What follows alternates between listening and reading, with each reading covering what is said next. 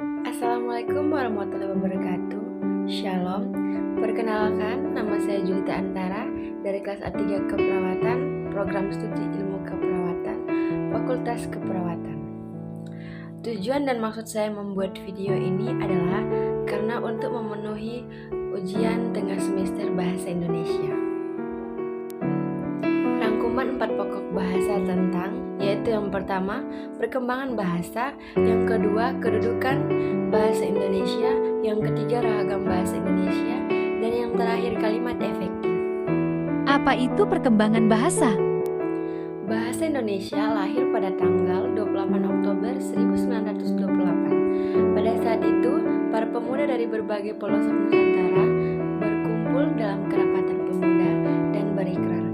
Yang pertama, bertumpah darah yang satu, tanah Indonesia. Yang kedua, berbangsa yang satu, bangsa Indonesia. Dan yang ketiga, menjunjung bahasa persatuan bahasa Indonesia. Ikrar pemuda ini dikenal dengan Sumpah Pemuda. Bahasa Melayu dipakai di mana-mana di wilayah Nusantara serta makin berkembang dan bertambah kukuh keberadaannya. Bahasa Melayu yang dipakai di daerah di wilayah Nusantara dalam pertumbuhan dipengaruhi oleh corak budaya daerah. Bahasa Melayu menyerap kosakata dari berbagai bahasa, terutama dari bahasa Sanskerta, bahasa Persia, bahasa Arab, dan bahasa Eropa. Bahasa Melayu pun dalam perkembangannya muncul dalam berbagai variasi dan dialek. Perkembangan bahasa Melayu di wilayah Nusantara mempengaruhi dan mendorong tumbuhnya rasa persaudaraan dan persatuan bahasa Indonesia. Kini bahasa Indonesia dipakai oleh berbagai lapisan masyarakat Indonesia, baik di tingkat pusat maupun daerah. Apa itu kedudukan dan fungsi bahasa? Kedudukan bahasa Indonesia. Bahasa Indonesia berkedudukan sebagai bahasa nasional, bahasa resmi negara.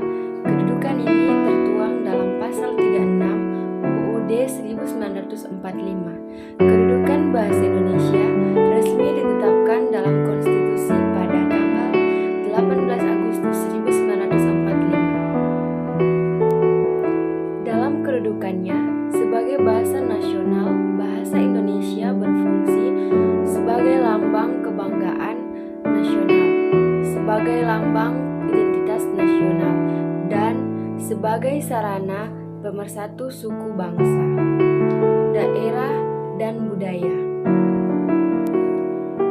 Yang pertama yaitu bahasa resmi kenegaraan. Artinya, seluruh kegiatan kenegaraan dan penyelenggaraannya harus menggunakan bahasa Indonesia. Yang kedua, bahasa pengantar pendidikan.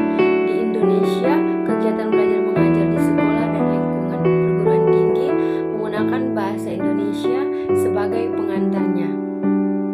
Yang ketiga yaitu bahasa komunikasi tingkat nasional. Dalam hal ini, bahasa Indonesia berfungsi sebagai alat perhubungan dalam kepentingan perencanaan dan pelaksanaan pembangunan nasional, serta kepentingan pemerintah yang lainnya. Yang keempat, bahasa media massa. Penyampaian berita lewat media massa juga menggunakan bahasa Indonesia sebagai bahasa baku. Dan yang kelima, bahasa pengembangan dan pemanfaatan ilmu pengetahuan dan teknologi.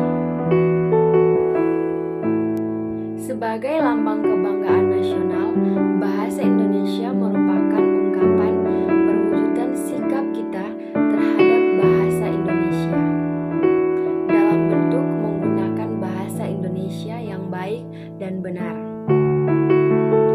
Sikap positif atau negatif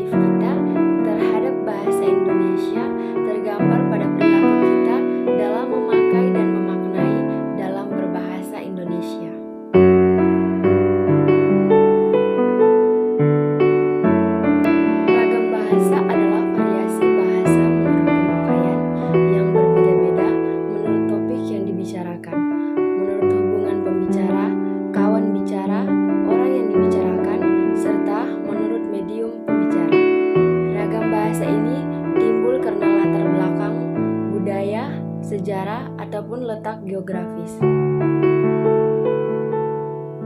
Apa itu kalimat efektif? Kalimat efektif adalah kalimat yang dapat mengungkapkan gagasan sesuai dengan yang diharapkan oleh penulis atau pembicara. Suatu kalimat dapat dikatakan efektif jika si penerima pesan dapat menyampaikan kembali gagasan, pesan, perasaan, ataupun pemberitahuan sebagaimana yang dimaksud oleh pemberi pesan. Jenis kalimat ini terdiri dari subjek, predikat, objek, dan keterangan atau SPOK. Biasanya kalimat efektif digunakan dalam sebuah teks ilmiah seperti makalah, laporan penelitian, skripsi, tesis, disertasi, dan sejenisnya. Halo teman-teman, bingung mau kuliah di mana? Mari bergabung bersama kami di Universitas Pembangunan Indonesia Manado. Mari kita lihat video yang berikut ini. Selamat datang di Universitas Pembangunan Indonesia Manado yang terletak dekat dengan kawasan bisnis Bahu Mall Manado. Tempatnya di Kelurahan Bahu, lingkungan 3 Manado, sangat strategis di pusat kota Manado.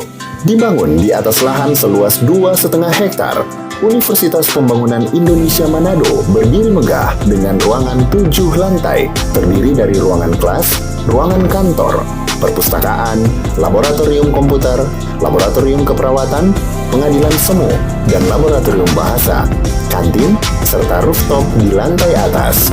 Universitas Pembangunan Indonesia Manado memiliki 6 fakultas dengan program studi, yaitu Fakultas Pertanian, Prodi Agribisnis, Fakultas Hukum, Prodi Hukum, Fakultas Teknik, Prodi Teknik Elektro dan Teknik Sipil, Fakultas Ilmu Sosial Ilmu Politik, Prodi Ilmu Politik, Fakultas Sastra, Prodi Sastra Inggris, Fakultas Keperawatan, Prodi Ilmu Keperawatan, dan Profesi Nurse.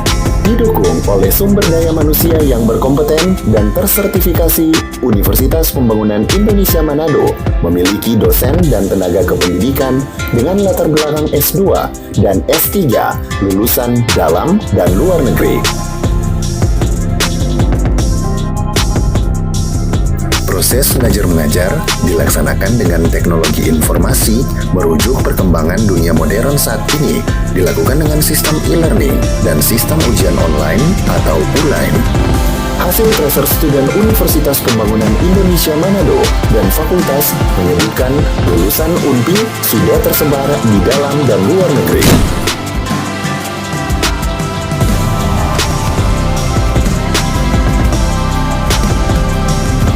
Selamat bergabung putra-putri terbaik bangsa.